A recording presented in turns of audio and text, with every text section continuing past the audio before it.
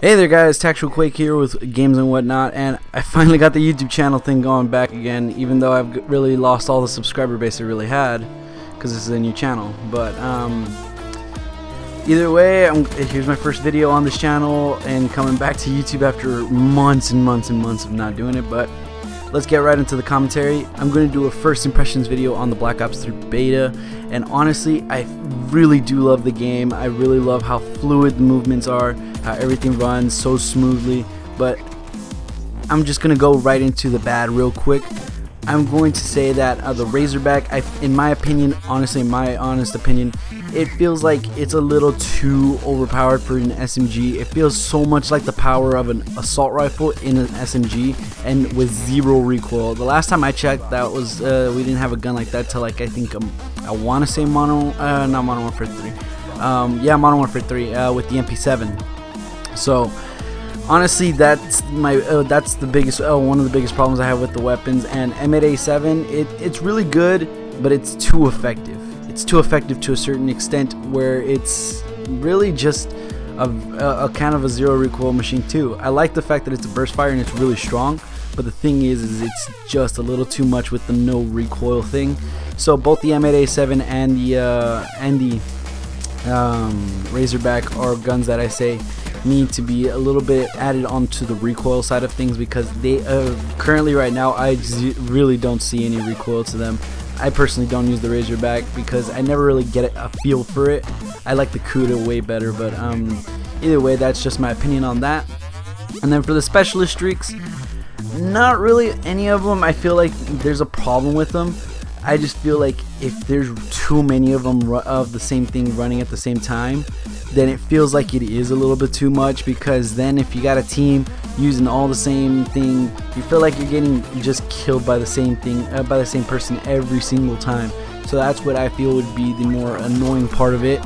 But other than that, the special streaks are fine, including Rejack. I really don't see what everyone's problem with that one. I've killed so many people while they when they were about to get into when they were getting up in Rejack, and I've been killed so many times after getting out of Rejack, which you'll see a little later. But honestly, if they wanted to nerf it, then what they could have done is that they could have just made you respawn with all your streaks instead. Because I'm not liking this little thing where they did with the Rejack, where you spawn in, but I mean where you can bring yourself back to life, but with no streaks running at all. That wasn't the point of why people said it was overpowered. Treyarch, the biggest reason why they said it was overpowered in the first place was because of the fact that people would be getting up with with the full health and a full mag, with green smoke covering them. But I guess that could be fixed by just making a person respawn, but with their streak still intact, and not how it is currently, where you revive but no streaks intact, which is kind of the pointless part, which kind of makes it pointless only for unless you're playing search and destroy. Now I want to get into talking about some of the score streaks in here. The score streaks are really good. I love almost all of them. I have not really got to use all of them just yet. I've been using a care package, which gets me a few rolls of other score streaks. But the Rolling Thunder needs a huge buff. I think I have game clips of me getting hit by a Rolling Thunder where literally I'm in its path, because I really don't care when the Rolling Thunders are coming out, because I know that they're not going to do anything.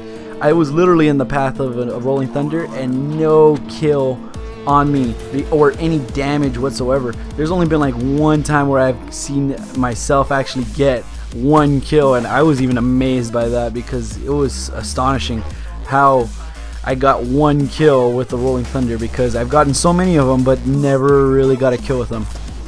But yeah, there's the end of that. But I just wanted to go ahead and say that much about the beta so far. Again, I really want them to fix the connections too, because apparently the connections are kind of bad. They were good the first days that I was playing, like the first couple of days I was playing the beta, but now the connection's kind of bad.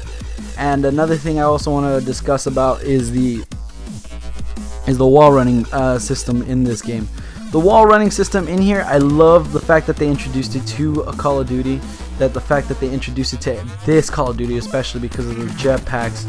The little jetpack jump is amazingly it's amazingly useful. I like the fact that it's not the boost jump from Advanced Warfare, because anytime that someone would be getting shot at, they would just boost jump and then it saves their life. And I love how in here it just plays an effective role of making a person move around the map a lot more effectively, instead of just going and boost jumping around right when they're getting shot, because that kind of reminded me of Destiny, how Destiny's jumps, most of the jumps, like the blink or the hunter jumps, or like the glide and the Titan's jetpack jump isn't that bad, but like either way people would be jumping all over the place. But the wall mounting system, again, the wall running system, needs to be addressed. It needs to be more smoothly handled, because as you saw in one of the game clips, one in the clip right here, that I clearly ran onto a wall when I was on a good streak and I didn't get on it. But that's all I wanted to talk about. And Tactical Quake here, signing off. Games and whatnot, I'm gone.